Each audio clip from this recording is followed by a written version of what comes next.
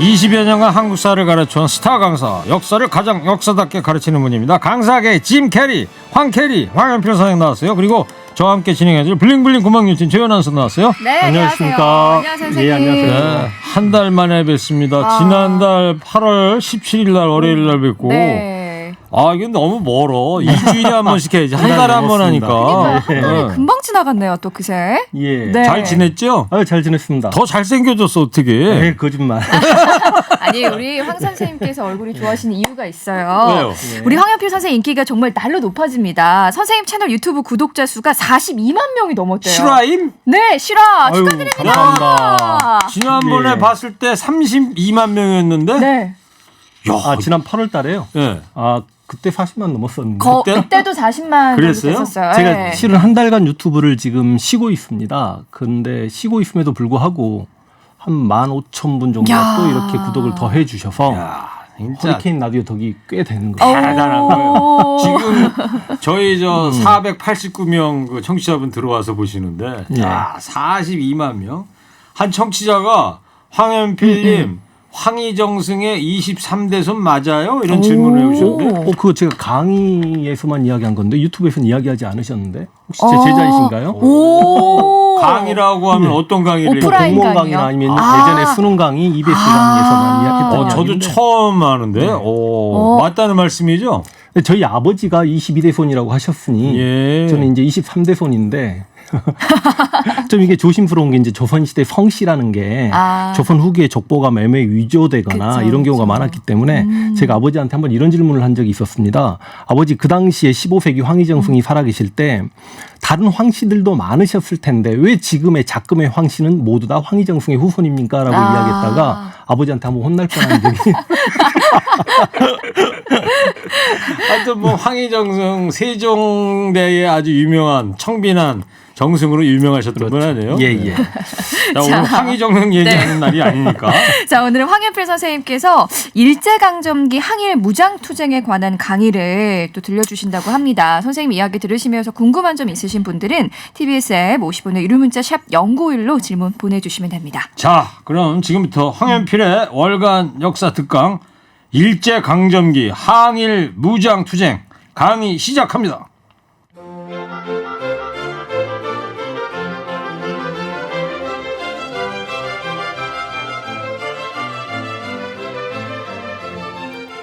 자, 역사를 가장 역사답게 가르친다고 자부하는 황현필입니다. 일단 항일 무장투쟁을 제가 강의하기 전에 이게 아마 굉장히 많은 무장단체들을 여러분들에게 말씀드릴 텐데 이게 굉장히 혼동이 오실 겁니다. 이름들이 비슷합니다. 왜냐하면 우리 독립운동단체에 앞부분에 한국자라든지 조선자가 많이 들어갑니다. 네. 그리고 아무래도 2005년에 수능에서 근현대사라는 교과가 새로 생겨나기 이전까지는 그러니까 지금 나이가 30대 중후반 이상인 기성세대들은 학창시절에 항일 무장투쟁에 대해서 제대로 학창 시절에 공부를 해보신 적이 없으실 겁니다. 왜 그랬냐면 옛날 국사교과서가 반공 국사교과서이다 보니까 사회주의계 무장투쟁에 대해서는 조금 감춰야 되는 부분이 있었고 그러다 보니까 올바르게 배우지 못한 측면이 있었죠. 그래서 이제 2005년 근현대사 수능에서부터 이 수험생들에게 무장투쟁에 대해서 제대로 이제 강의를 해야 되는데 이 역사 전공자들이 대학에서 학창 시절에 대학에서 역사를 공부하는 과정에도 무장투쟁사를 제대로 배워본 적이 없고 또 자신들이 중고등학교 때도 배워본 적이 없기 때문에 과연 시험이 어떻게 출제되냐 이 줄기를 잡는 게 굉장히 힘들었습니다. 그래서 수능에서 한 2, 3년 정도 무장투쟁이 출제되고 난 다음에 대략 이렇게 학계에서는 무장투쟁을 중요하게 이렇게 구성을 해서 흐름을 잡는구나라는 걸 일반적으로 알게 됐기 때문에 제가 한번 질문을 드려볼게요. 우리 독립운동단체가 일제강점기 1910년부터 45년 해방을 맞이할 때까지 독립운동단체가 몇 개 정도 될 거라고 생각들 하십니까? 한번 찍어보십시오. 찍으라고요? 네. 찍으려면 가나다를 줘야죠. 100개. 100개. 더 쓰셔야 됩니다. 더 해야 돼요? 100. 1000개. 1000개 너무 많을 것 같고. 그 수백 개? 대략 독립운동단체가 한 5,000개 정도가. 예? 단체가. 와, 1000개도 그렇지. 되게 많다고 그러니까 생각했는데. 일제강점기 같으면 5,000 우리가 개요? 그 당시에 만났으면 우리끼리 조직을 하나 만들면 역시 독립운동 단체일 수 있는 거고 특히 그렇게. 학생 청년 지식인들이 만든 독립운동 단체가 굉장히 많습니다. 그러다 네. 보니까 무장투쟁 단체도 어마어마합니다. 그런데 이제 정말 제가 말씀드리는 건 가장 중요하게 보는 내용들만 간추려서 말씀드림에도 네. 불구하고 아마 제가 유튜브로 무장투쟁사를 또 이렇게 강의를 하면 15분짜리 한 30개 정도를 해야 되는데 오늘 정말 중요한 내용만 간추려서 말씀 한번 드려볼 수 있도록 하겠습니다. 네. 그러니까 이제 항일 무장투쟁을 이야기하기 전에 그 항일 의병운동을 들어보셨을 겁니다. 을미의병, 을사의병, 정미의병 이 의병들은 그러니까 나라를 빼앗기기 전에 을미사병과 단발령 때문에 유인석이란 분이 을미의병을 일으켰고 을사조약을 체결당하게 되니까 최익현이나 네. 신돌석이나 이런 분들이 이제 을사의병장을 하셨고 1907년에 고종이 강제 퇴위당하고 군대가 해산당하게 되니 전국 각지에서 의병 활동이 크게 일어나는데 이게 정미의병입니다. 근데 실은 정미의병이 가장 강하게 일어났던 곳이 호남이었고 그걸 호남 대토벌이라고 하는데 1909년에 호남을 대토벌함으로 인해서 국내에서 의병들이 잔존하기 힘드니까 이제 만주에 내주 이동하게 되었고 그리고 마침 우리가 이제 1910년에 나라를 빼앗기게 됐죠. 일제강점기 1910년대는 무단 통치기라고 이야기하는데 해외로 독립운동하러 가신 분들도 차마 무장투쟁을 바로 시작하기는 어려운 입장이었고 독립운동 기지가 양성되고 있었습니다. 근데 결과적으로 무장투쟁이 빵 하고 터지게 된 계기는 3.1운동입니다. 그러니까 3.1운동이 어찌 보면 1919년 3월 1일부터 4월 30일까지 200만 명이 참여했던 거적적인 만세운동인데 결과적으로 실패했잖아요. 3.1운동이 실패하게 되면서 이런 만세운동이 또 일어날 때를 대비해서 빨리 중심 단체가 있어야 되겠다라고 임시정부가 수립되는 거고 이것 봐라 우리는 해외에서 무장투쟁을 준비하고 있었는데 3.1운동은 어찌 보면 농민들이 곡괭이를 들었던 폭력적 저항운동이었거든요. 우리가 해외에서 국내로 무기 들고 진격했을 때 농민들이 다시 한번 이렇게 폭력적 저항을 해준다면 우리가 독립을 쟁취할 수 있겠다라는 자신감을 바로 무장투쟁을 준비하고 있었던 독립운동가들이 갖게 되고 그래서 3.1운동이 1919년이면 바로 1920년에 그 유명한 봉오동 전투와 청산리 대첩이 있었던 네. 겁니다. 그래서 이제 우리가 보통 무장투쟁을 이야기할 때 봉오동 전투를 먼저 이야기하는데 두만강 꺾어지는 부분은 근방에 있었던 봉오동 쪽에서 홍범도 장군이 자꾸 이렇게 두만강을 건너서 유인작전을 했고 그 유인작전에 말려들어서 봉오동 지역에서 일본군 160명 가까이가 사살당한 게 네. 홍범도 대한독립군의 봉오동 전투입니다. 그 영화로도 나왔던 그렇죠. 봉오동 예. 유해진 씨가 이제 홍범도 맞아요. 장군 역할을 예, 한 거고. 예. 그러니까 올해가 봉오동 전투 100주년인 거 아니에요? 그렇습니다. 그러니까 정확하게 1920년이니까 지금 2020년이니까요. 네. 그래서 이제 홍범도에게 160명 가까이가 죽게 되는 일본 입장에서는 충격이죠. 그러다 보니까 이 홍범도를 잡아야 되는 겁니다. 근데 그 간도가 중국 땅이다 보니까 일본 군대를 진입시키기가 어렵잖아요. 그러니까 진입 명분을 만드는데 그 근처에 훈춘이라는 도시가 있었고 그 도시에 일본 공사관이 있었는데 그 일본 공사관을 일본군이 습격해가지고 일본인을 몇 명 죽입니다. 그래놓고 야 너희 우리 공사관에 있는 일본인을 보호하지 못했으라는 구실로 일본군이 홍범도를 잡으러 이제 출정을 하게 되는데 이걸 훈춘 사건이라고 해요. 근데 홍범도 입장에서는 그 많은 군대를 다 막아낼 수가 없으니까 근처에 있었던 북로 군정서군을 이끌고 있었던 김자진 장군과 함께 백두산 오른쪽으로 이렇게 후퇴를 해갑니다. 후퇴해 가는 과정에서 청산이라는 동네에서 일주일 동안 10여 차례 승리를 거두게 되는데 그 전투들을 보면 뭐 고동하 전투, 어랑촌 전투, 뭐 천수평 전투 이런 전투가 있는데 이 한 10여 차례 전투에서 일주일 동안 1200명의 일본군을 사살하게 됩니다. 특히 어랑촌 전투 같은 경우에는 이제 우리 독립군이 이렇게 포위당했다가 우리 독립군 아무래도 지리적 이점이 있을 거 아닙니까? 빠져나가는데 그걸 모르고 일본군끼리 서로 오인사격을 해가지고 600명이 죽는 일도 벌어지기도 하고요. 깨소금이다. 그렇죠. 그렇다 보니까 이제 일본군들 입장에서는 이 간도 지역입니다. 두만강 북쪽에 이 홍범도에 대한 독립군과 김자진의 북로 군정서군을 나름 응징해야 되겠다라고 생각하고 약 1만 명의 병력이 올라옵니다. 완전 군장을 했던. 그러다 보니까 우리 독립군들 입장에서는 지금까지 전투의 승리가 게릴라전의 승리였지 이게 정면 승부가 아니었잖아요. 그래서 우리 독립군들은 어쩔 수 없이 이제 간도를 떠나는데 일단 봉오동과 청산리에서 패배했던 일본군이 어떤 복수 작업을 하냐면 당시 봉오동과 청산리에서 홍범도나 김자진 장군이 승리했던 이유는 그 간도 지역의 한인 마을들이 독립군의 기지 역할을 한다. 그러니까 한번 상식적으로 생각을 해보십시오. 어떻게 이길 수 있었을까요? 일본군은 완전 군장을 하고 있는데 우리 독립군들은 집신 신고 총 하나 들고 있는데 아무래도 자기 동네다 보니까 지리적 이점은 뛰어나요. 근데 막 전투를 하다가 잡힐 것 같으면 총을 땅에 숨기고 갑자기 곡괭이 들고 안녕하세요 하고 농사 지어버리면 농부가 되는 거고 근처에 우리 한인 마을에 이제 들어갑니다. 우리 독립군들이. 그래 가서 쫓겨 들어가면 어떤 모르는 집에 들어가서 아주머님 내가 지금부터 당신을 어머님이라고 부를 테니 제 청 좀 숨겨주시고 저 밥 좀 주세요. 하고 밥을 먹어버리면 잡아낼 수가 없는 거죠. 그러다 보니까 일본군이 이 간도 지역에 있는 한인 마을의 남자들을 다 죽일 생각을 합니다. 그러니까 10명의 남자를 죽이면 그중에 한두 명은 독립군이지 않겠냐.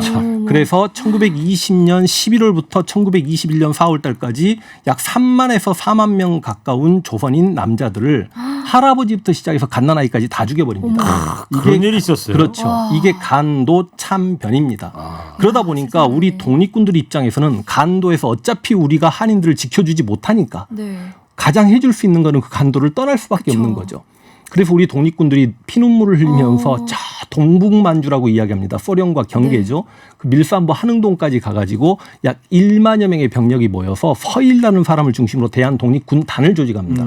그런데 그렇게 대한독립군단을 조직했는데 갑자기 소련이 불러요. 소련이 야 이것도 길어지겠습니다. 오늘 설명. 원래 이게 영상을 말을 빨리 해도 2-3시간 해야 되는 내용인데 큰일 났네. 그래서 이렇게 그 서일의 대한독립군단을 소련이 불렀으나 제가 생략하겠습니다. 소련에 건너가서 우리 독립군끼리 조금 내분이 있었는데 이걸 자유시참변이라고 합니다.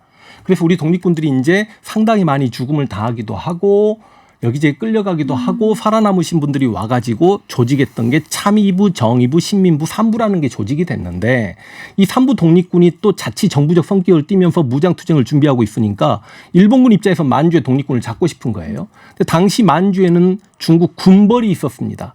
그러니까 우리 문벌귀족 할 때 할아버지, 아버지, 나 다 관료면 문벌을 형성했다라고 하는데 중국의 군벌은 할아버지가 군인이고 아빠가 군인이고 이 수준이 아니라 할아버지가 군대를 가지고 있으면 그 아들이 군대를 가지고 있고 그 손자가 군대를 가지고 있는. 그래서 군벌이 힘이 막강합니다. 특히 만주의 장장님 세력이라고 해가지고. 네. 근데 그 만주 군벌에게 당시 조선 총독부의 미스야라는 국장이 무슨 약속을 하냐면 만주에 있는 독립군을 잡아서 그러니까 죽여서 넘겨주면 우리가 얼마 아니면 산채로 넘기면 얼마씩을 주겠다라고 이야기하니까 이때부터 만주 군벌이 독립군을 야 이게 감히 우리 독립군이 뭐 이렇게 표현하면 그렇습니다만 사냥을 하듯이 사냥을 합니다. 혹시 우리 최일구 앵커님께서는 예전에 그 저 어린 시절에 여명의 눈동자 네. 그 드라마 보면 최재성이라는 배우가 이렇게 막 돌아다니다가 군벌들이 말 타고 지나가면 그 군벌에 쫓기는데 군벌들이 어떻게 잡냐면 밧줄을 이렇게 해가지고 여러 명의 군벌이 던지면 밧줄에 손이 걸리거나 다리가 걸리면 그대로 군벌이 말 타고 이렇게 달려버리죠. 네. 그러니까 쉽게 이야기하면 만주에서 우리 독립군들이 가장 두려워했던 건 일본군이 타고 있는 트럭 소리가 아니라 만주 군벌의 말발굽 소리였다라고 합니다. 와. 그래서 이렇게 미사일 협정 때문에 우리가 이제 이렇게 탄압을 당하게 되고 안 되겠다. 3부를 통합해야 되겠다. 그래서 3부 통합운동을 전개하는데 불완전하게 통합이 돼가지고 남만주에는 국민부, 저 북만주에는 혁신회가 만들어집니다. 말 잘못했습니다. 맞습니다. 남만주가 국민부고 북쪽에 혁신회가 만들어지는데 그 상황에서 이제 만주가 일본에게 점령당하는데 이게 바로 만주사변이에요. 그러니까 만주사변이 일어나니까 만주에 살고 있는 만주인들 입장에서 일본에게 저항해야 되겠잖아요. 근데 기존에 우리 독립군이 일본군에게 저항하고 있었으니까 한중연합작전이 전개됩니다. 이걸 1930년대 초반 만주에서 전개된 한중연합작전이라고 하는데 남만부에서는 양세봉 장군이라는 분이 중국의 의용군과 연대해서 영릉과 흥경성 이런 곳에서 엄청나게 승리를 거두고요. 동북만주에서는 이름 들어보셨을 겁니다. 지청청 장군이 네, 지청청. 한국 독립군을 이끌고 중국 호로군과 연대해서 쌍성보, 사도하자, 대전자령, 동경성 이런 곳에 승리를 거둡니다. 그런데 문제는 만주를 완전히 장악한 일본군이 이 만주의 독립군을 이제 토벌해 가기 시작하는데 만주에서는 양세봉 장군이 죽으면 무장투쟁이 끝난다는 말이 있었고 근데 1934년에 양세봉 장군은 죽었고 그 다음에 만주에서 무장투쟁하기 힘들겠다라고 생각했던 지청천은 중국 관내, 그러니까 중국 관내라는 건 만리장성 안쪽으로 들어왔다는 이야기죠. 그래서 이제 중국으로 들어가 있었기 때문에 실제로 무장투쟁이 거의 끝난 상황이나 다름없었는데 갑자기 1937년 무렵입니다. 그러니까 한반도에 있는 우리 동포들은 만주에 몇 년 전만 하더라도 무장투쟁했던 양세봉이나 지청청 장군이 계셨는데 지금 그분들도 안 계시고 만주까지 일본이 점령해버리니 참 허무했을 텐데 그때 김일성이라는 사람이 함경북도 갑상군 보천면에 진격해 왔다는 걸 동아일보가 호혜로 발표하게 되면서 김일성이 한방의 스타로 떠오르게 됩니다. 아 그때 예, 동아일보에 보도가 됐어요. 그리고 이제 아무래도 이제 만주에서 김일성도 무장투쟁하기 힘들어지니까 김일성은 소련으로 튀었고 그런데 이제 다시 중국 관내로 와서 어차피 만주를 장악한 일본이 중국 본토를 침략할 거라고 예상이 됐기 때문에 중국 본토에서 중국 국민당 장제스나 아니면 중국의 공산당 팔로군 마오쩌둥 세력과 연대해서 무장투쟁을 하려는 생각을 가지고 있었고 일단 중국에서 먼저 중심을 잡았던 사람은 의열단을 이끌었던 김원봉입니다. 이 김원봉을 누가 약산 김원봉. 그렇죠. 약산 김원봉은 분명히 사회주의자임에도 불구하고 누가 지원을 했냐면 국민당의 장제스는 민족주의계 사회주의를 싫어하는 사람이잖아요. 그럼에도 불구하고 국민당 장제스가 약산 김원봉을 가장 지원을 많이 해줍니다. 그래서 약산 김원봉이 그 만주에서 내려온 지청청과 조서왕과 연대해가지고 민족혁명당이라는 걸 만드는데 그 조서왕이나 지청청은 민족주의계고 약산 김원봉은 사회주의계이기 때문에 이 민족혁명당이 좌우 합작적 성격을 띤 단체였죠. 그런데 이 민족혁명당을 의열단계 김원봉계가 주도해 가다 보니까 민족주의계 조서왕과 지청천이 이탈을 하게 되고 김구가 당시에 장제스를 따라다니면서 충칭까지 들어가기 직전에 이 조서왕과 지청천은 김구에게 합류하게 됩니다. 그러니까 혼자 남은 김원봉이 다른 사회주의 단체와 연대해서 민족혁명당을 조선민족혁명 이게 어렵죠? 네. 이게 어려울 거라고 미리 말씀드렸죠. 민족혁명당을 조선민족혁명당으로 개칭하고 그 조선민족혁명당의 그 유명한 산하부대 이제 조선의용대가 만들어지는 겁니다.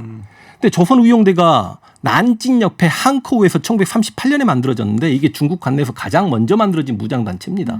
그런데 중일전쟁이 결과적으로 1937년에 발발했고 일본이 중국의 동부를 다 먹어가는 과정에서 난징까지 들어와 가지고 막 20만 명, 30만 명을 학살했다는 그런 이야기가 들리다 보니까 이제 조선의용대도 아무래도 다른 곳으로 좀 이동을 해야 될 필요성을 느끼는데 이 조선의용대를 지원했던 건 중국 국민당 정부인데 중국 국민당의 장제스는 일본에게 제대로 싸우지도 않고 도망만 치다 보니까 당시 우리 조선의용대가 좀 실망을 했던 거죠. 근데 사회주의계 마오쩌둥은 그래도 좀 저항을 하거든요. 그래서 조선의용대 일부를 마오쩌둥에 보내는데 화북 지역으로 이게 바로 조선의용대 화북지대가 됩니다.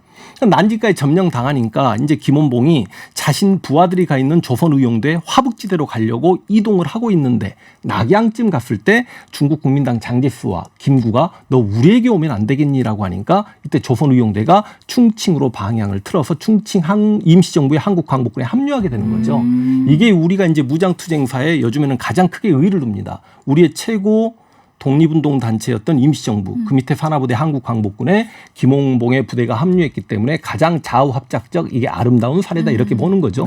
그러다 보니까 이제 조선의용대 화북지대에는 대장이 한국광복군으로 가버리니까 자기들끼리 조선 독립 동맹이라는 단체를 만들고 그 밑에 산하부대 조선의용군을 만들게 되는 겁니다. 그러다 보니까 이제 중국에는 큰 부대가 2개 있었는데 충칭 임시정부에는 한국광복군이 있었고 저 화북 예난에는 조선의용군이 있었던 거죠.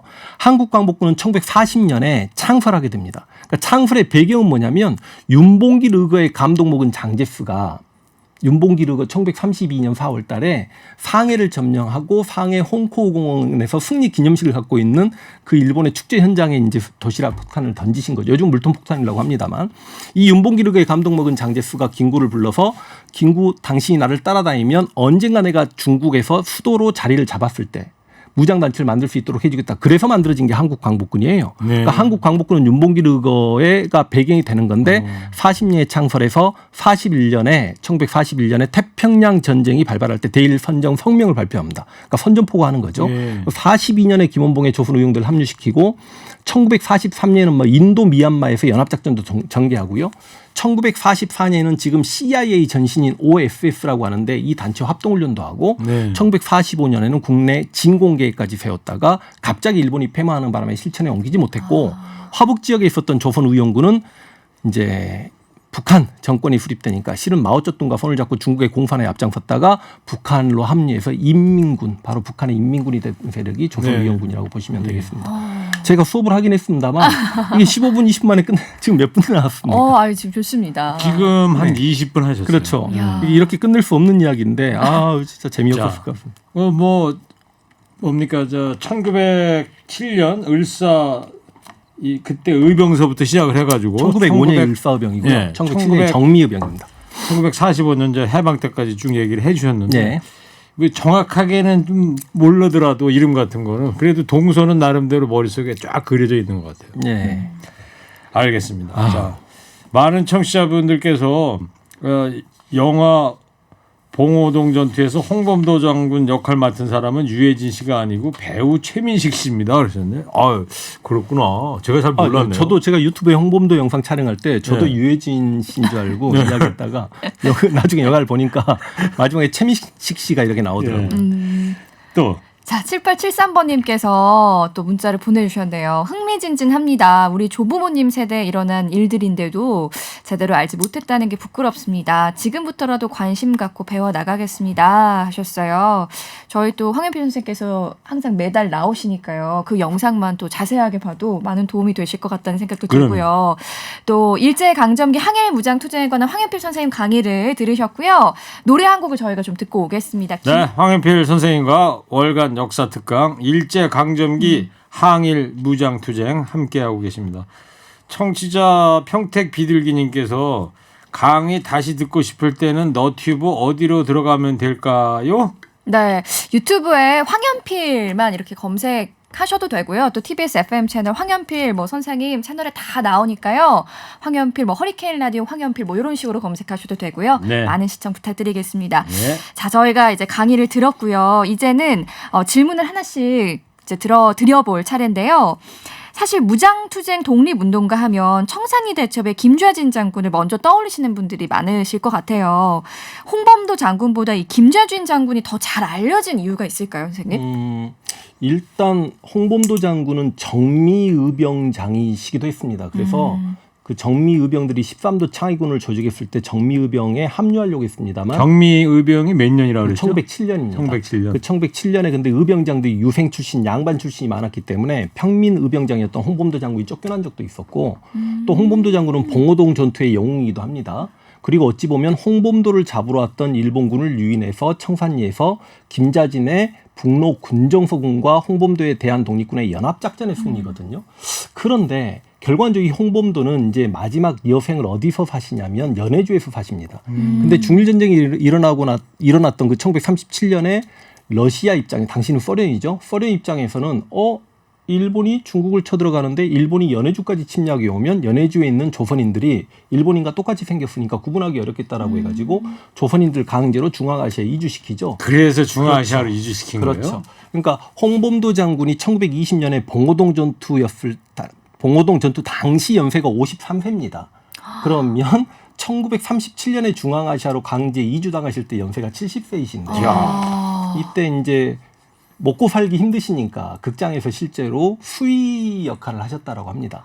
근데 연출가가 그 극장을 자주 들락거리다가 수의 할아버지랑 친해지신 거죠. 그래서 이제 막걸리 한 잔 드시면서 할아버지 젊은 시절에 무슨 일 하셨습니까? 그러니까 내래 홍범도야 이렇게 이야기했을 거 아닙니까? 에이 할아버지 장난하지 마시고 그러니까 내래 진짜 홍범도라니까 그래가지고 그 연출가가 그 수의 홍범도의 이야기를 듣고 그 극장에서 홍범도를 주인공으로 하는 연극을 상영했고 그러니까 노년에 쓸쓸하게 수의복 입고 자신을 주인공으로 상영하는 그 연극을 보면서 생을 마감했던 곳이 지금의 카자흐스탄입니다.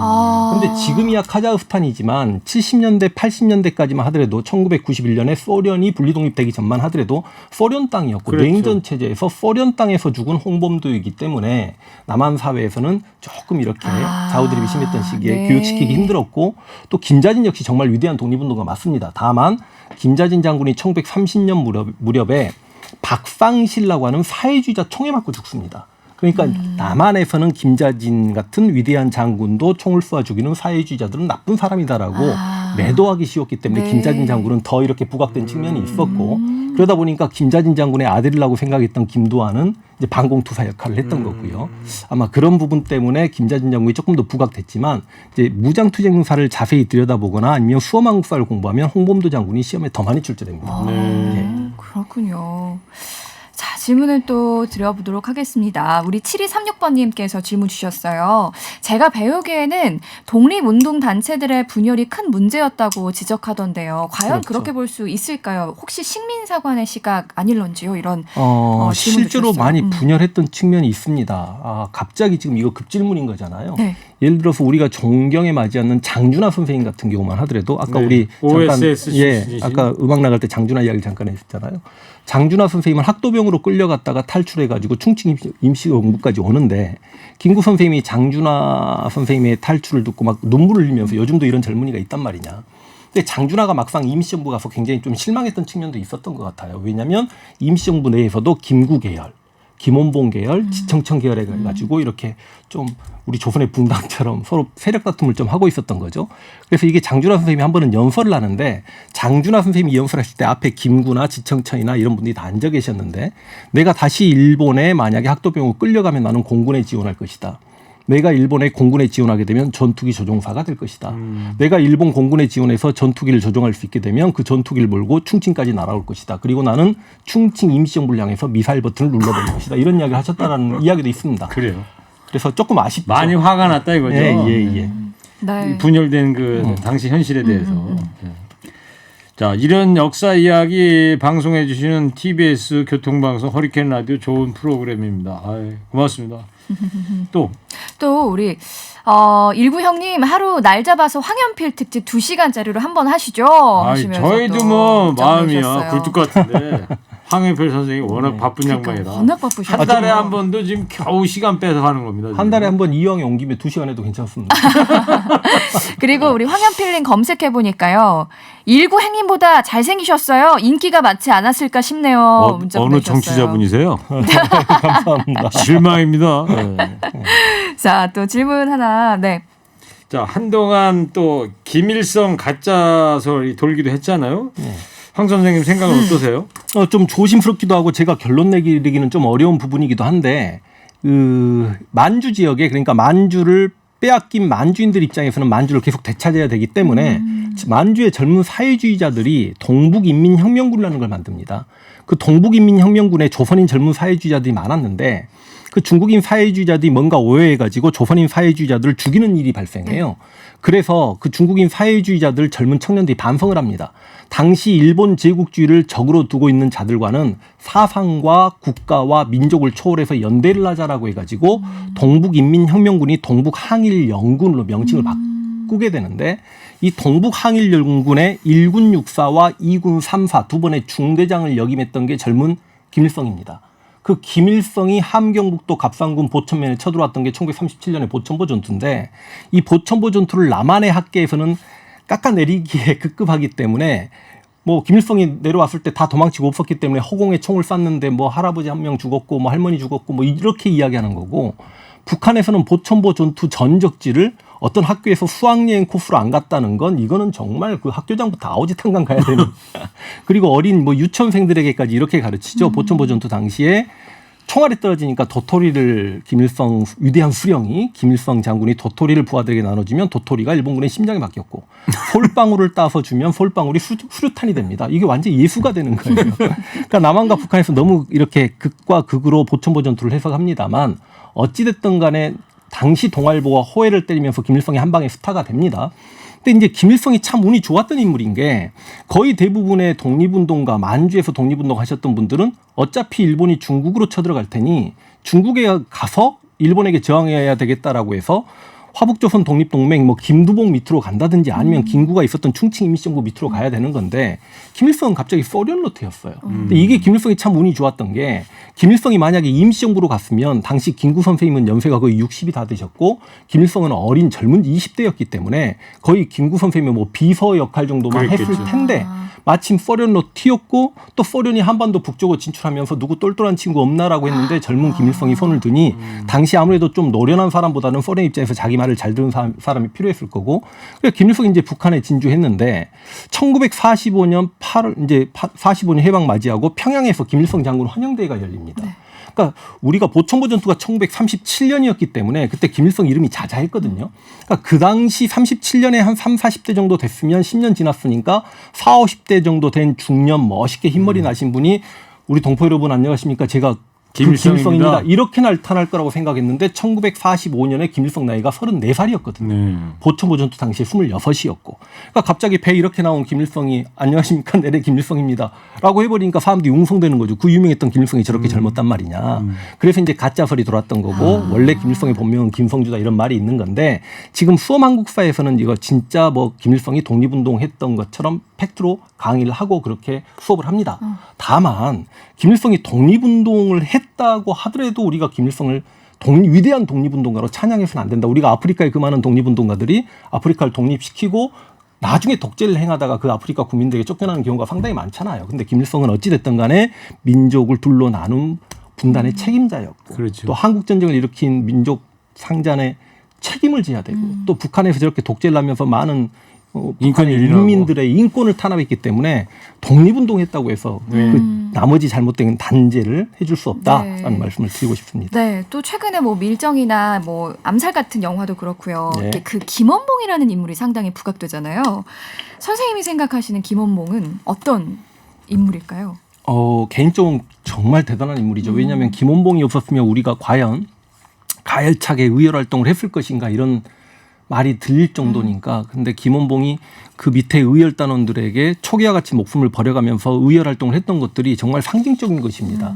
그러니까 조선 총독부의 조선 종로경찰서의 김상옥이라든지 조선 총독부의 김익상이라든지 일본 왕궁의 김지섭이라든지 동양척식주식회사의 나석주라든지 그러니까 이런 분들이 수류탄 던지고 시가전 전개했기 때문에 야 우리가 가열차게 독립운동을 전개했구나라고 이야기할 수 있는 거고 그렇죠. 또 역사를 공부한 사람들이 김원봉을 조금 이렇게 높게 평가하는 부분은 뭐냐면 김원봉은 사회주의자였지만 민족주의계를 이렇게 배척하는 사회주의자가 아니었습니다. 그러니까 조국의 독립을 위해서 어떻게든지 민족주의랑 연대하려고 했던 인물이기 때문에 역사학계에서는 꽤 이렇게 존중받고 있고 보통 남한의 역사학계에서는 어떻게 이야기하냐면 민족주의계 최고 독립운동가는 김구고 사회주의계 최고 독립운동가는 김원봉이다 이렇게 평가를 네. 하고 그 있습니다. 김원봉 선생 고향이 경남 밀양이시죠? 예, 맞습니다. 밀양입니다. 그 얼마 전에 그 신문 기사 보니까 그 형제분들이 많은 고초를 겪고 네. 또 많이 돌아가시기도 죽었죠. 하고. 예, 돌아가시기도 하고. 정말 한국 전쟁 당시에 많이 그랬습니다. 예. 네.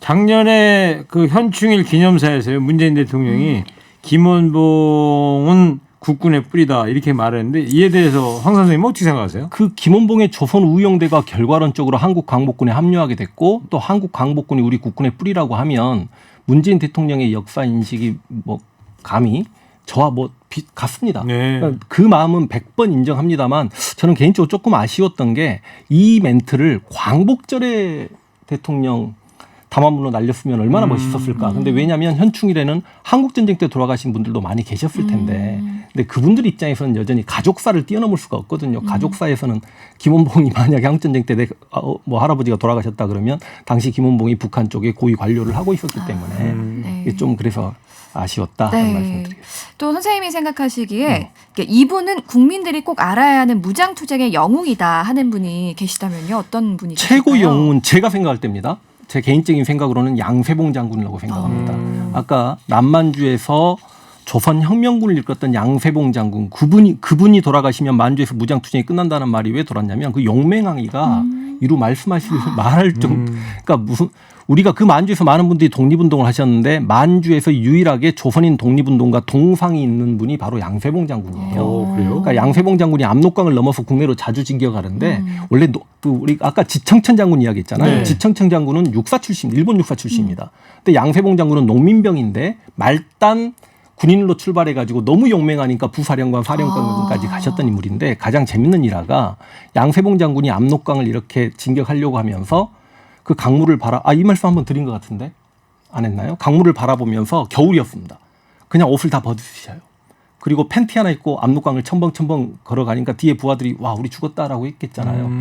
총사령관이 팬티 하나 입고 압록강에 들어갔는데 한겨울에. 그런 것 같기도 해요. 그렇죠. 예. 그러니까 부하들도 다 옷을 벗고 팬티 하나 입고 압록강을 넘어서 북한 지역에 있었던 경찰서나 주재소를 습격하고 돌아오면 중국인들이 환호 쳐주고 그래서 당시 빤스 부대 잠뱅이 부대라는 별명을 가지고 있었고 엄청난 장군입니다. 그래서 양세봉을 죽이려고 일본군이 혈안이 돼 있었고 실제로 양세봉 장군이 일본군에 총에 맞고 죽게 되니까 부하들이 양세봉의 묘를 평장을 합니다.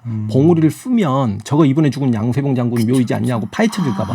근데 평장했던 양세봉의 무덤까지 일본 애들이 찾아내가지고 결과적으로 시신을 훼손하고 그 정도로 상징적인 인물이었습니다. 예. 자,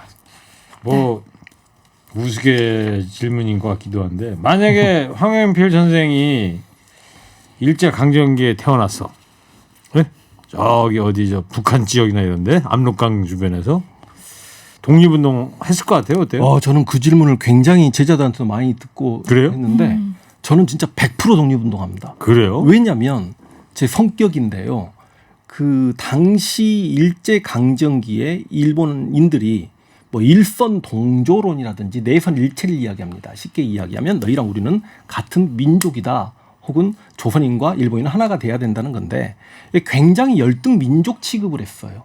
그러니까 우리 조선인들 중에서도 뛰어난 인물이 분명히 있었을 템에도 불구하고 그 일제강점기 35년 동안에 조선인 중에 일본 내각에 가서 장관이나 차관이 된 사람이 한 명도 없을 정도입니다. 그래서 실제로 우리를 독립을 처음 약속했던 카이로 회담에서조차도 국제사회에서조차도 당시 조선인들이 일본인의 노예 상태에 있음에 유의하여 그러니까 그만큼 차별받았기 때문에 저는 누군가가 저를 경멸하고 멸시하면 확 이렇게 열이 받는 사람이기 때문에 분명히 저항을 했을 텐데 100% 저는 독립운동 했을 거라고 자신하고 있었는데 하루는 제가 아침 일찍 겨울에 출근할 일이 있었는데 제 아이들이 이제 아들이 있는데요. 자고 있는 그 녀석들 볼에 뽀뽀를 하는데 너무 따뜻하고 예쁘고 그래서 추운 겨울에 밖에 출근하기 싫고 막 침대로 들어가고 싶은 거예요. 그때 그 순간에 딱 무슨 생각이 들었냐면 야 하루 출근하는 것도 이렇게 얘들하고 있고 싶고 출근하기 싫은데 이 추운 겨울에 만주 벌판까지 과연 내가 가서 독립운동 할 수 있었을까? 집세기 싫고. 그렇죠. 가족을 다 남겨두고 그럼 남겨진 가족은 일제강점기에 그만큼 감시의 대상이 되고 그렇죠. 탄압을 고통을 받을 텐데 네. 그걸 감수하고 내가 독립운동을 할 수 있었을까? 그러다 보니까 참 독립운동 하신 분들은 더 우리가 위대한, 존경해야 정말 대단하신 분들이라고 하는 마음을 가져야 되겠구나 하는 생각. 거기다 또 전 재산을 또 독립운동 그렇죠. 자금으로 맞아요. 쓰신 그런 또 재력이 있으신 네. 선조들도 계신 거고. 맞습니다. 그러다 보니까 이제 독립운동 자손들이 힘든 삶을 사시게 되고 그래요. 예. 알겠습니다. 자, 일제강점기 항일 무장투쟁 황용필 선생님 덕분에 자세히 또 재밌게 네. 잘 들었습니다. 자, 황용필 선생님 또 다음 달에 뵙겠습니다. 예, 고맙습니다. 감사합니다. 예.